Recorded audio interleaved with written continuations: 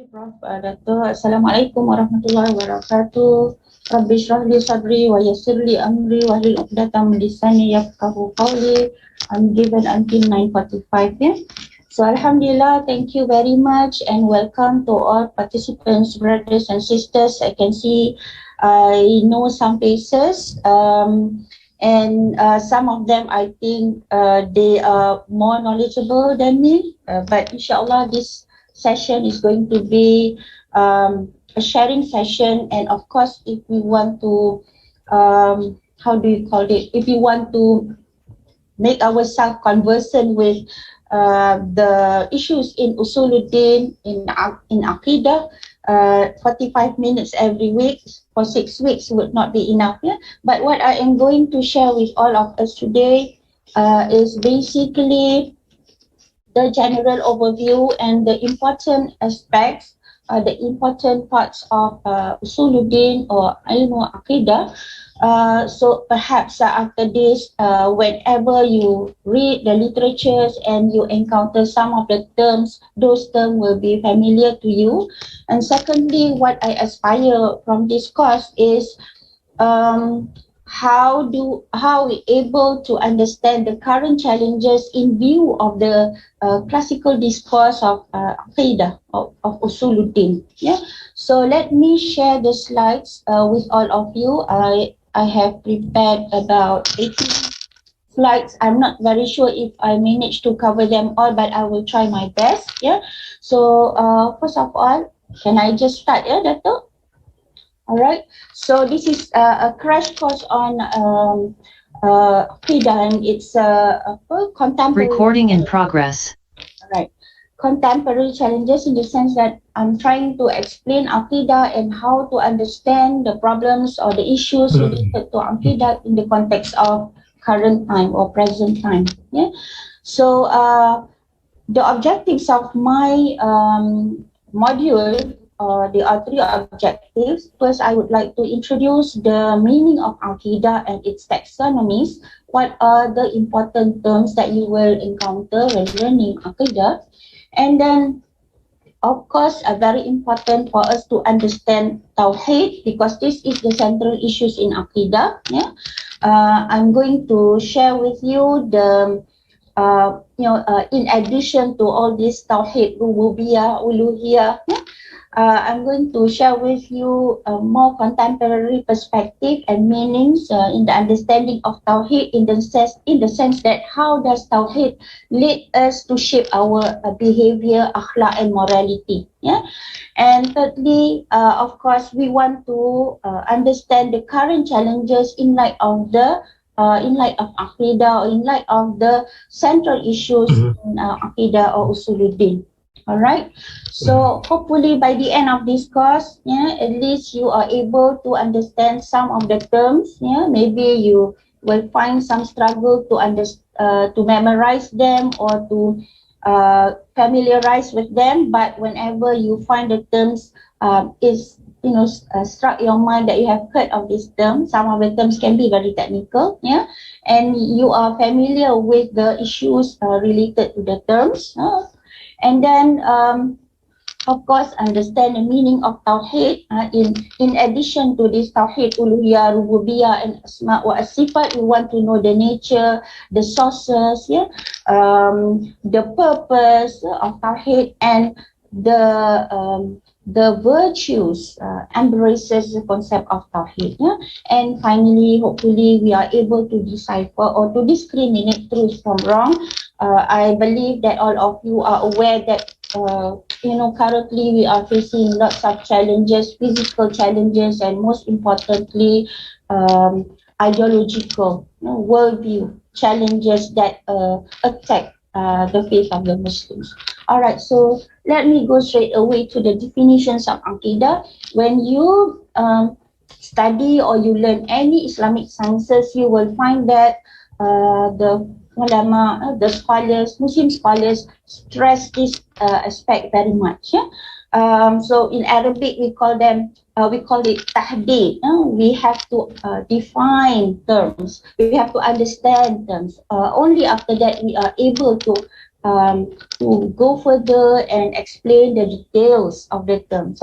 If we have confusion over the term or any particular term, the whole discussion about the term would be futile. Why? Because we have a wrong understanding or confusion over the term. So perhaps some of you are familiar with the discourse of Syed Muhammad Naqid Al-Attas. So he rightly underscored this, that it is very important and pertinent for us to really understand the use of particular term. This is also what aspired by Almarhum Professor Arfan AbdulHamid Fatah, my professor, who said that in any sciences or any ilm that you venture, first of all, make sure that you have right understanding of the term, and whenever you encounter new term, make sure that you understand the background and the historical baggages, the contextual meaning of that term, so you would not use that term in a wrong context. So I'm going to address these problems towards the end of our meetings, inshallah. Yeah.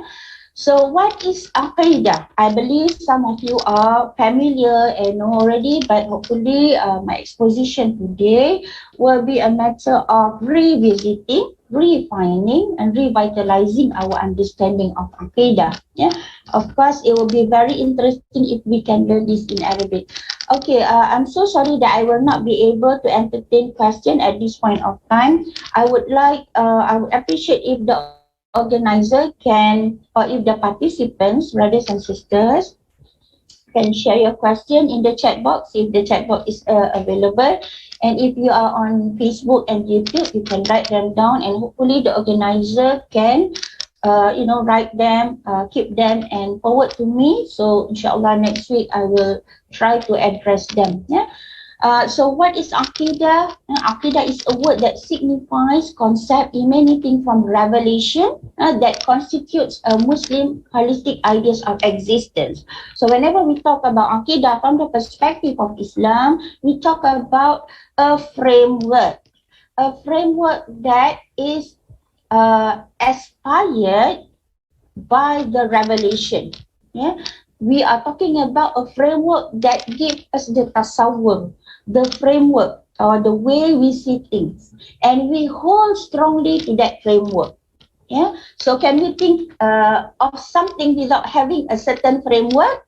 That is quite impossible, even though Western scholars have been trying to do that, and he proved that he can do that. For example, Descartes, he started to think about the world. He started to think about himself, casting away any information that he might have from the revelation, from the Bible in his context.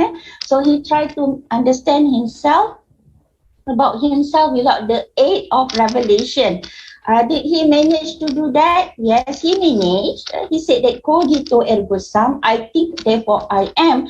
However, the framework of his thinking is purely rational.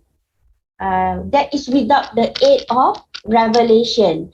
But Aqidah is in contradiction to such a framework, because Aqidah speaks about the way we look at things from the perspective of revelation. Now, if a Muslim wants to cast this away, this will bring a lot of problems to the person, and that's why I think we can understand why there are so many problems of doubt among the Muslims, because the first thing that they need to ensure is that they need to have the right framework of thinking, which is based on revelation.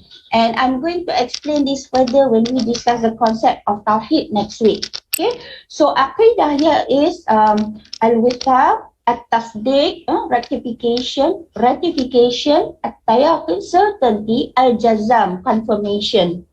So of course, you can literally understand if we have problems with this, then what is the opposite of Aqidah? The opposite of Aqidah is ash-shakku, doubt. Yeah? So the word Aqidah in work form, aqada, rabata, means to tie with, to ratify, to hold firmly. So it means that you cling to something very strongly, that that it makes you very close and very certain about what you hold on to. Yeah, so that is aqidah. If now it means that if a Muslim still has doubt over his aqidah, it means that that is not aqidah yet. Yeah, he has doubt about his aqidah. That is not aqidah yet. That is doubt, ashakku. Yeah? So when a man is firm on and convinced of his aqidah, and you can also be very firm of something that is untrue, that is false. That is also aqidah, but that is wrong aqidah. Yeah. All right. So let me go to the next point. So the technical meaning of aqidah. Hold on, let me put this picture away from my screen. Okay. The technical meaning of aqidah is matters which necessitate a conviction of the heart, of the soul, and the soul is satisfied with. When you have that conviction and your soul is satisfied with, it attains the status of certainty, free of doubt. This is why Allah says that in the hereafter, those who are invited to his paradise is called as an-nafsu al-mutma'innah, because we no longer question, we accept, we submit. Yeah. So this is a technical meaning of aqidah. It requires conviction. If you read the work of Wilfred Smith, you find that he also appreciates and praises Islam for this particular definition of Islam. Yeah, because Islam here means fitrah, and fitrah refers to conviction. Okay, now the firm-rooted belief that is based upon facts. Okay, this is also another interesting issues with regard to our discussion, because aqidah should be substantiated with facts, with true facts. Because if it is substantiated with wrong facts or false facts, it can be misleading aqidah. Yeah? So it has to be substantiated with true facts. Yeah? So why? Because only with true facts that you can cast away the doubt. And this is what the scholars of aqidah, scholars of usuliyun, usuluddin, and mutakallimun, the theologians have been trying to fight in the past to help the Muslims to defend their aqidah, to counter the accusations from other sectarians, from other religions, and especially between the dialectic, the arguments, the debates between Muslims and the Christians and some quarters of the Jewish scholars.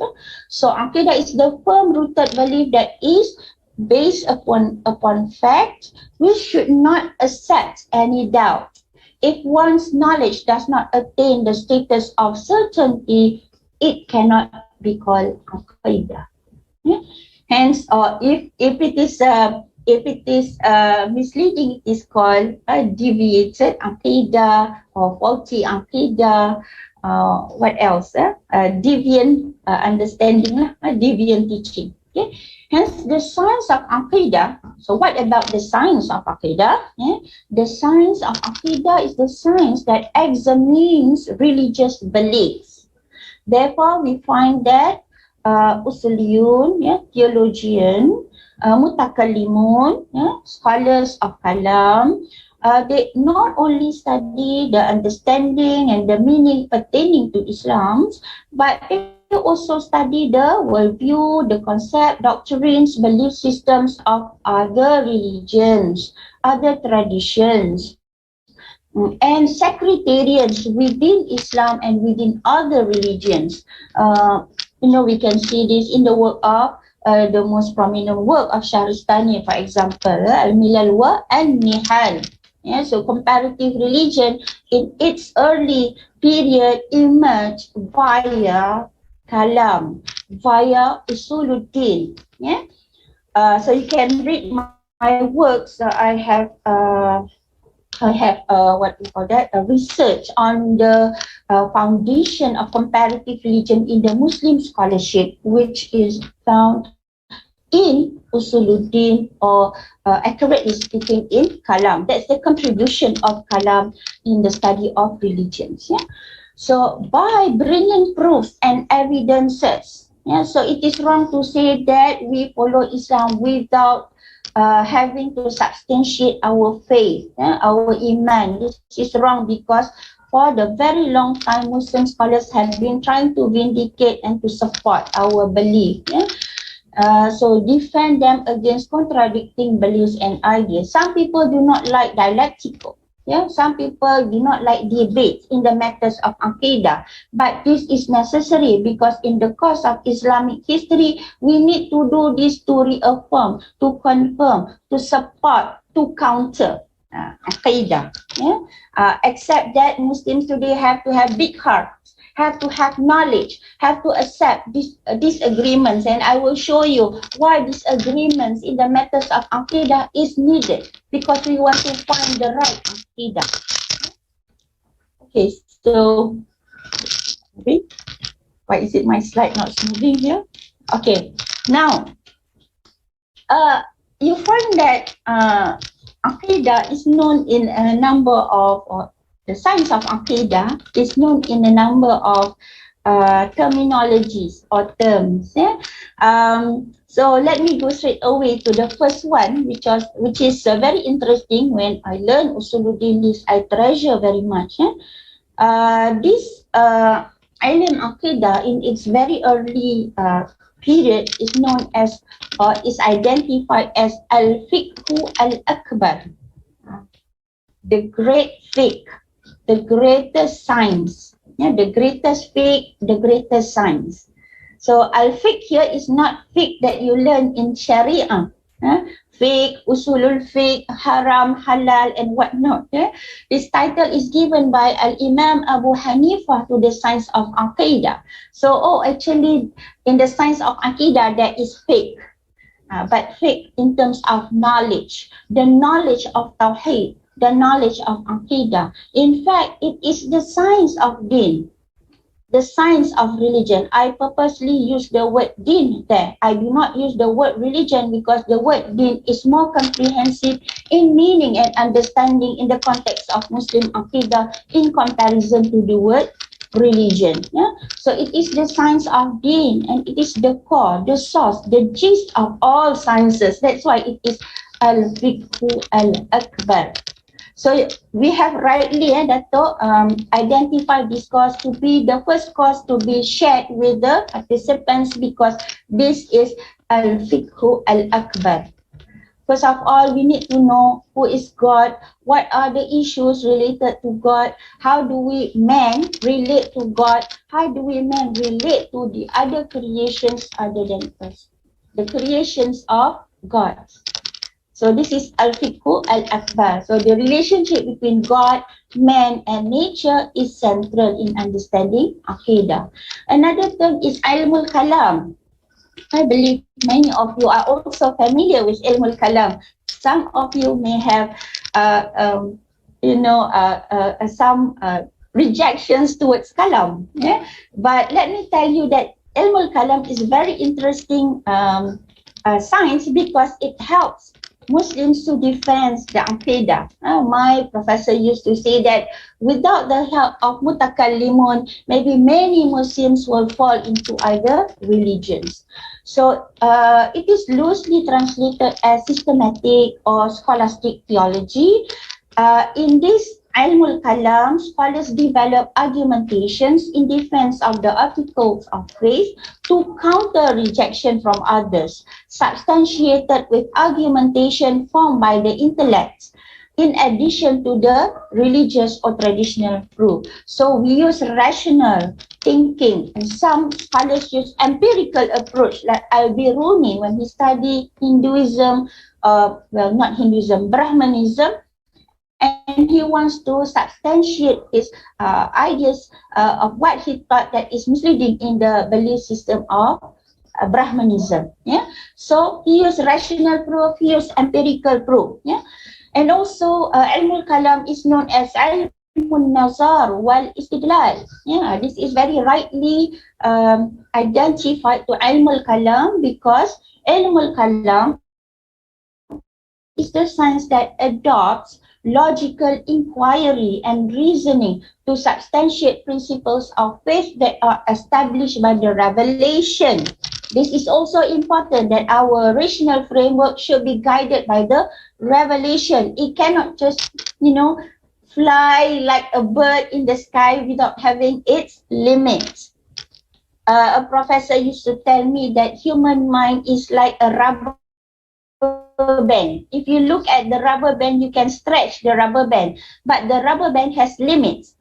You can stretch it to the extent that if it cannot be stretched anymore, it will be you try to stretch it some more, it will be broken.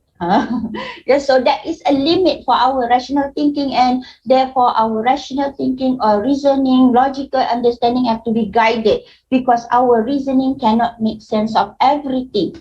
We cannot know what is happening behind us. At the moment, I do not know what is happening next to me. Yeah, on my right, on my left. Yeah? I do not know what is happening behind me.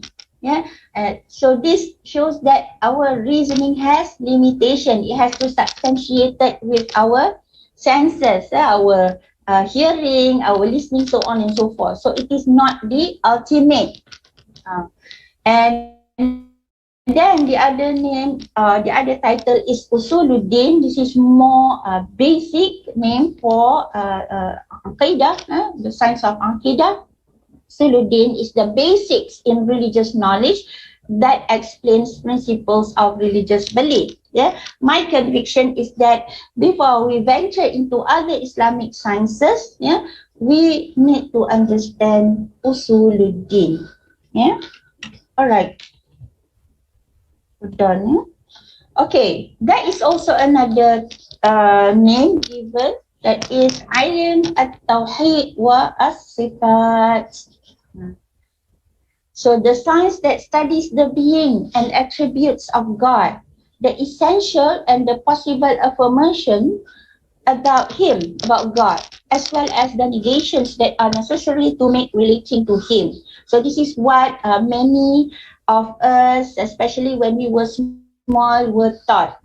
Tauhid, Uluhiyah, Rububiyah, Asma wa Sifat, even though some Muslims rejected this categorization of Tauhid, but whether we like it or not, this Tauhid helps us to understand God in His ontological meaning, His nature, His attributes, and His names. Bear in mind that at one point of time in the history of Islam, the Christians attacked Muslims because of these attributes and names that God has introduced in the Quran, because they say, Muslims say that Christianity, for example, is polytheistic religion. But what about all these names and attributes in the Quran? Is it do these names, attributes, part of God or separated from God? If it is part of God, how do you explain it? If it is separated from God, it means that you have many gods. So Muslim scholars, Muslims usuliyun, Muslims mutakallimun, fights and use rational argumentations to counter such accusations. Now, Tawheed in its original meaning is the belief that God is one in inalienable divinity. Unity in the sense that from Him alone all being derives, and in Him alone every purpose comes to its turn. Now, what is the difference between Tawheed and unification of God? Because we found that unification of God is also a pertinent idea in mysticism, especially in Theosophism, in a very advanced Sufism. So we need to understand the meaning of Tawheed in order for us to make sense or to rationalize, to understand the idea of unity. Whether unity here means that we are together with God, if we are together with Him, in what sense? If we are integrated with Him, in what sense? To which degree that we are integrated? Or are we totally separated from Him? Yeah. Okay, the purpose of the science of Aqidah is to realize an obligation to know God Most High in His attributes. So we want to know God. Yeah? We want to know His names. We want to know His attributes. Why did He introduce Himself using the terms that are familiar to us? Because, He should be different from us. But why He say that I have the sights, I sit down on the throne, I have hands? Why He uses all these terminologies to explain about Himself? Yeah? That are necessarily to be predicated of Him and to know His exaltation above all improper and impossible attribution.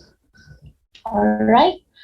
So, that's about the important terminologies. I tried to introduce ilm, or the science of Aqidah, in its various name, in its various identity or identification. Hopefully, when you encounter this term, you no longer confuse whether ilm Aqidah or Usuluddin is the same or not. Yeah? Whether Tawheed is different or not. Because sometimes when I say to people, I hold a degree in Usuluddin, and they say, what's Usuluddin? What's Usuluddin? So, religious studies. Religious studies. But actually, Usuluddin is an umbrella term for the study of religious sciences in the context of Aqidah. Okay, so when this science flourish or emerge or develop, like 10 more minutes. Let me struggle to finish. So the time of Khulafa ar-Rashidin, we know, I believe that most of you are familiar, there was a kind of dissension among the Sahaba, among the companions, and that dissension or frictions have contributed to the different ways of understanding the Quran and the Sunnah. Yeah. Of course, it is understandable when the Prophet was around, whenever companions or Sahaba has problems, they will refer to the Prophet. But in the absence of the Prophet, the companions had to do ijtihad. And of course, in the matters of ijtihad, the companions differ. This we have to understand when we look and we study the history of frictions or disagreements among the companions, because the companions, they are also human beings. They are not malaikah. They are people like us. Even the Prophet is also human being. Yeah, so we can understand why companions differ, why they disagree, and this agreement has contributed to the different way of understanding Quranic verses. Yeah, and in the period of Umayyah, we found that these different interpretations, understanding of the verses of the Quran, of Hadith, continue because why Islam has expanded, numbers of private Muslims has also increased, and also some Muslims bring their former belief system and tradition into the practices of Islam. And among the initial issues or the first issues discussed or debated in the matters of Aqidah, that is a problem of af'alul ibad.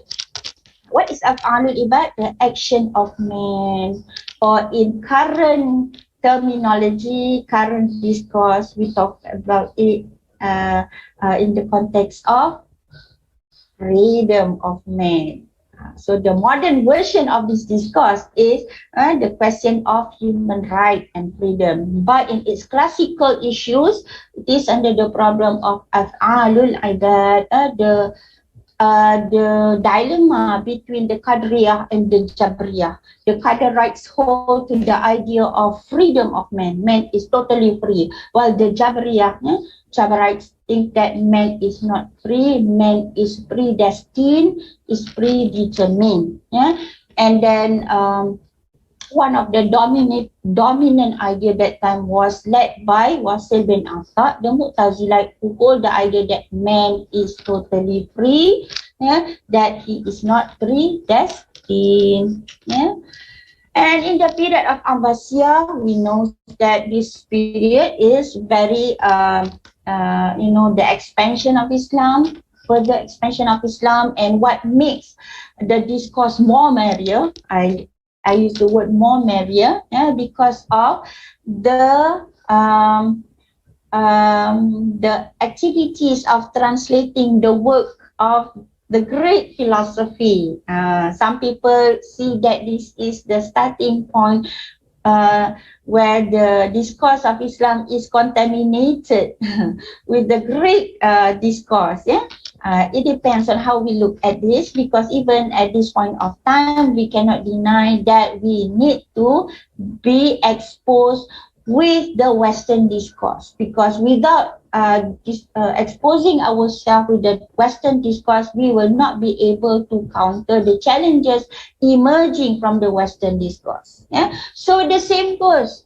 In the past, Muslim scholars had to expose themselves with the Greek philosophy. Why? Because Greek philosophy have penetrated too much into Christianity, and Muslims had to counter the Christians, because the Christians have been giving a lot of issues towards the faith of Islam, towards Aqidah Islam. Yeah.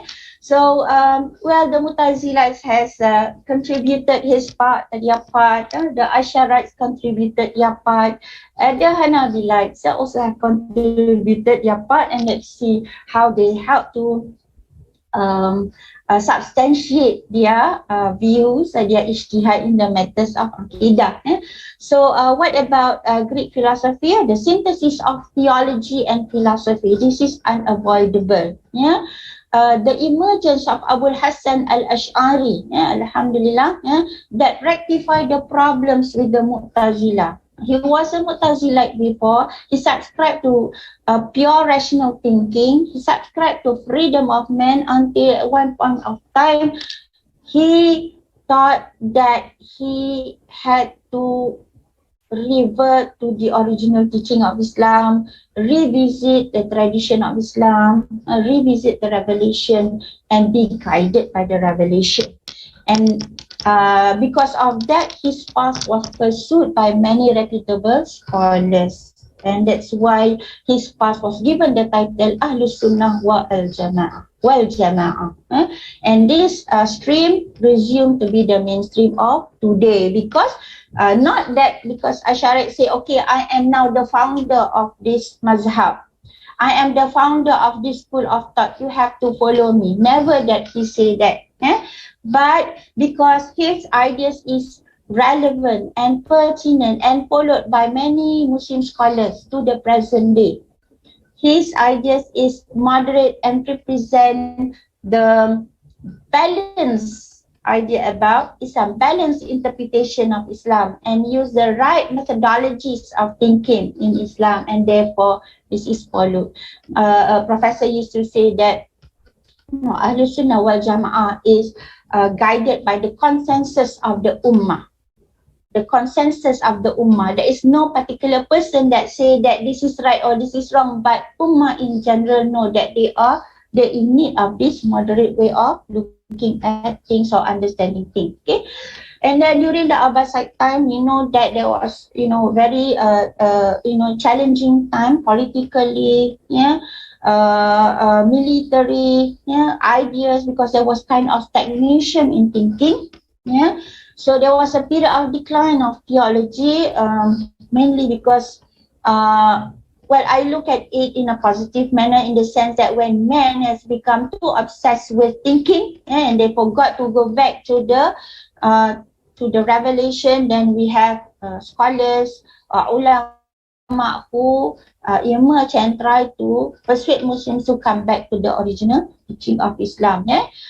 But then beginning 20th century, then we found Muslim reformers who persuaded the Muslims to come back to Islam in the sense that please use your rational thinking, please use the empirical evidences that you have to understand Islam and to understand the context of your life. So we have like, Muhammad Abdul, Rashid Ridha, Jamaluddin Al-Afghani, trying to bring Muslims to understand Aqidah with rationality and with, a sensual perception, right? Sensual perception. Let me also introduce to you some of the central issues in Aqidah and Usuluddin.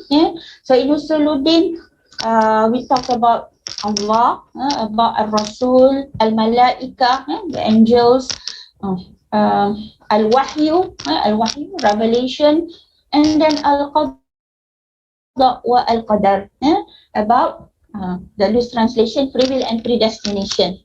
And also in addition to that, Al-Imamah. Why Al-Imamah?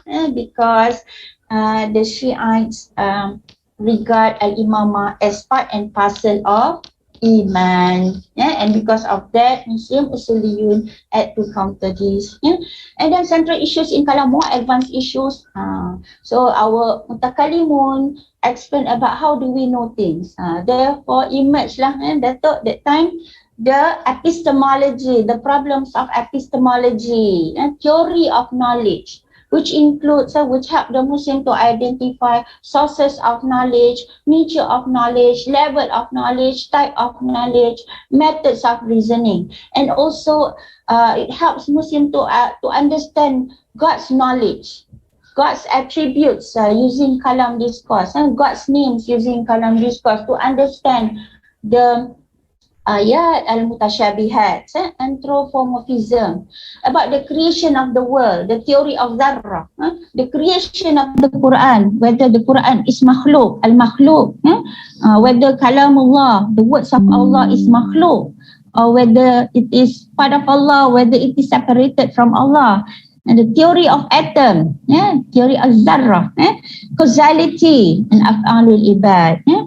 And also Kalam ventured into the study of other religions and sectarians, belief system, doctrines in the forms of dualism. Dualism at that point of time have yet to be secularism. But today dualism is not in the form of secularism. Dualism emerged in the worldview, not only in the context of religions, like perhaps some of you are familiar with Zoroastrianism or Mazdaism, but dualism in the context of worldview. Ad-Dahriyun, for example, believe in the history and time, and do not believe in other than history and time. Remember in the time of the Prophet, when the Mushrikun Quraysh were informed, were taught about Yaumul Akhirah, they find it difficult to make sense of Yaumul Akhirah because they believe that the world here is time and space, nothing more than that. There is no world behind or after this world. There is no metaphysical world. Okay, and also polytheism in its various forms, Trinitarianism, pantheism, sectarianism, and deviant teachings in cults. And also in Ilm Aqidah, it is also important for us to understand who are the Ahlus Sunnah wal Jama'ah, who are the Mu'tazilah, who are the Jabriyah, who are the Murji'ah, Khawarij, and Shi'ah, because whether we like it or not, some of their argumentations overlap with theological issues. Okay, also Khawarij, will be surprised that some of the ideologies of Khawarij can be found in today's extreme movements. The Qadarites, the Qadariyah.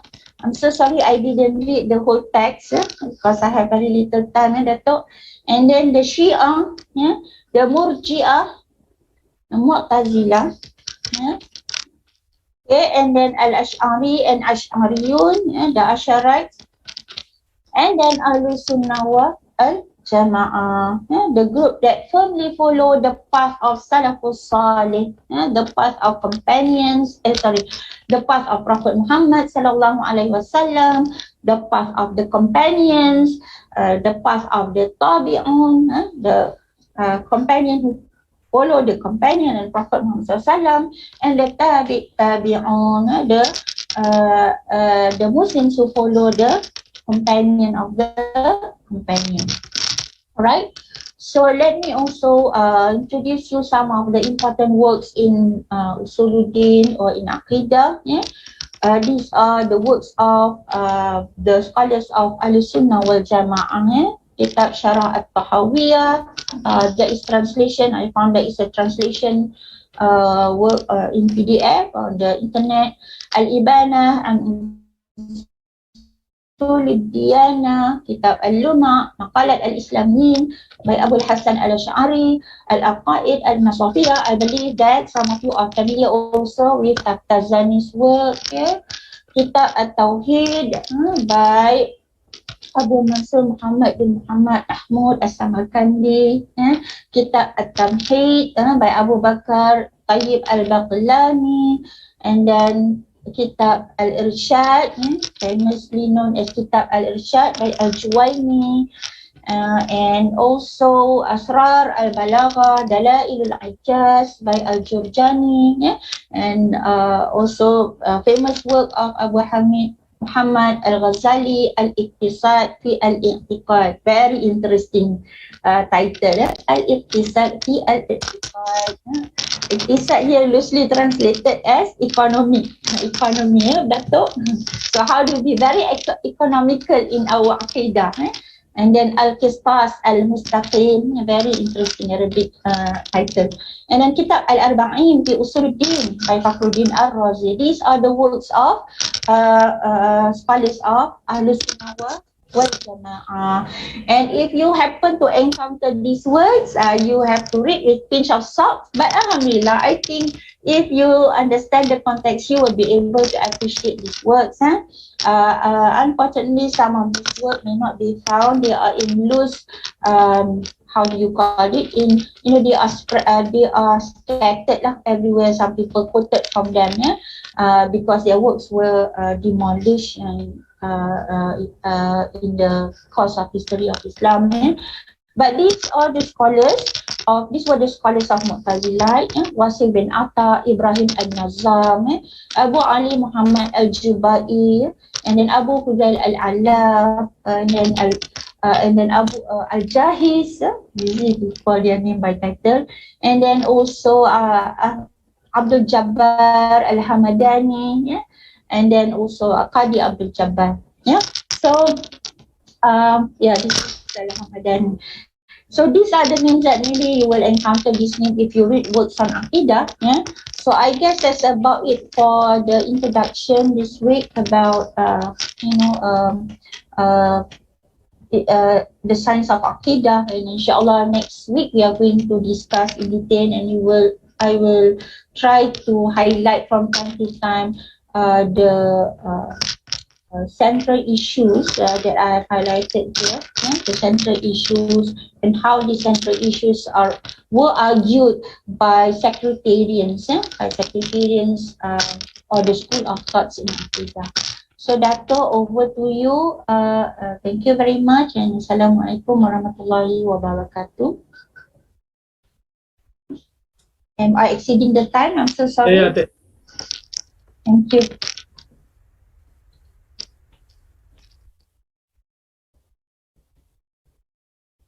Dato' still with us.